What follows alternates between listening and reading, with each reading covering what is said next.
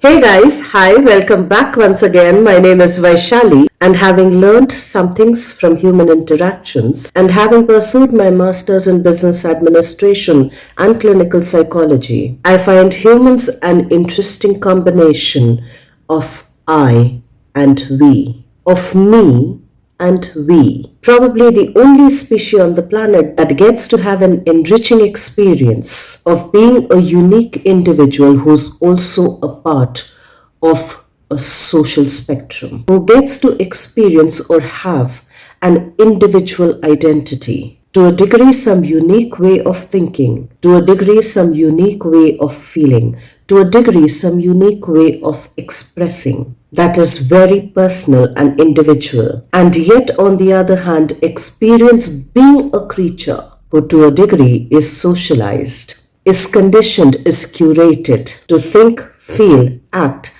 and believe within a certain socially, culturally, religiously accepted framework. And whether we realize it consciously or not, there's a constant interaction between these two aspects of ourselves. One of being a unique individual who at the same time is also a social creature, belonging to a social system, belonging to a social construct, a cultural construct. And maybe if not completely belonging, is still surrounded by that socio-cultural framework.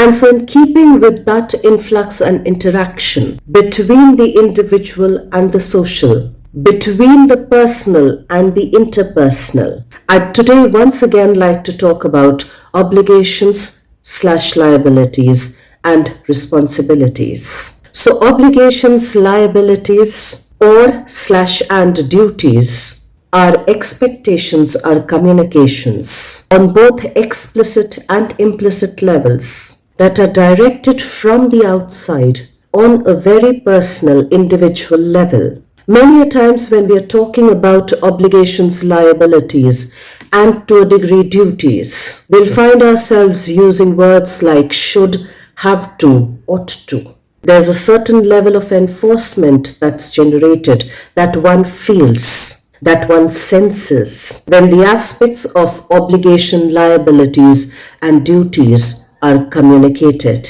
And maybe to a degree that grants us the permission to blame or to point fingers towards something or some things or somebody else. Obligation, liabilities, and slash or duties to a degree, maybe to a large degree, are expectations communicated explicitly or implicitly. They are either directly, clearly communicated or slash and they are implied and suggested through indirect communications. And maybe which is where expectations gets miscommunicated and misunderstood.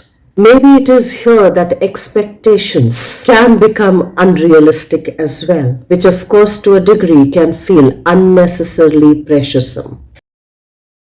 And since it might be unrealistic because it's implied, to a degree it can feel like a burden, to a degree it can feel abusive and intrusive. And if that's the case to a large degree, it can result in misunderstandings, in disconnections, in conflicts, in harboring resentments, and in unresolved woundings, both on psychological and on physiological levels, both on personal and on interpersonal levels. While on the other hand, responsibilities or responsibility is about our ability to respond given a particular situation, given a particular interaction. And as the word itself says, it's not reactive, but is responsive.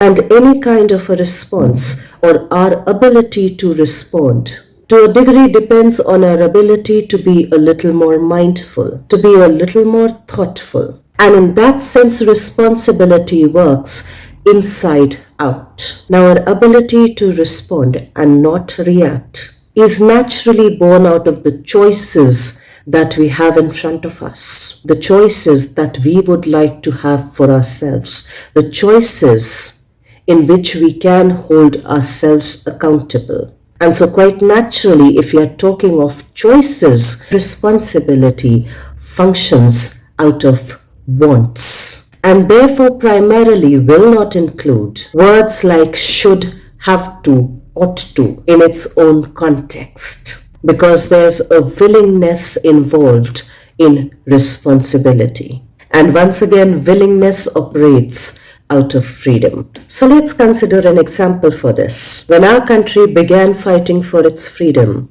when it started the war of freedom, the struggle to get freedom, in its earlier days, probably it started as a reaction out of extreme oppression, reaction out of extreme conformity, reaction out of extreme abuse, reaction out of feeling enslaved. And with time, it turned more into a response. That if we do not curate and cultivate the ability to respond to this oppression, to this conformity, to this kind of abuse, to this kind of torment, to this kind of slavery, not just on physical levels, but even on psychological levels, we probably will remain in the same situation for many generations and many decades to come. People may have also felt that if we do not choose to respond differently to the situation that they were in, to their existing situation at that point in time, they would probably not get a different outcome. They would not get to experience the freedom that they desire to have, that they desire to experience. And so even then, to get the freedom that we experience today, that we celebrate today, a lot of people on the individual and on the societal cultural level had to learn to respond differently to their situation, had to learn to take accountability for their participation, not just in the fight and the struggle for freedom, but even take accountability for a part of themselves that on both individual and societal level, on national level, had participated in knowingly or unknowingly, that had led to their conformity, that had led to their enslavement, that had led to their oppression. And it's only when people addressed both of those aspects, the fight against oppression and their participation knowingly or unknowingly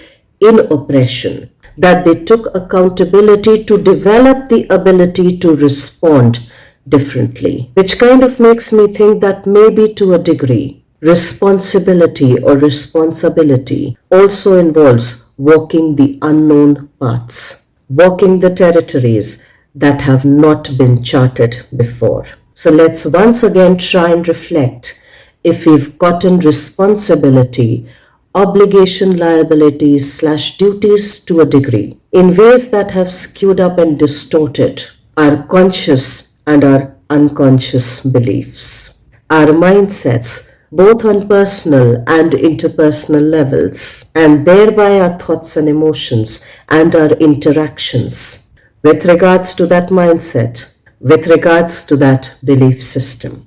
Let's take a moment to reflect on that. And I will see you once again the next week. Till then, stay tuned in. And guys, if you do like the contextual content of these videos, please do like, share, and subscribe.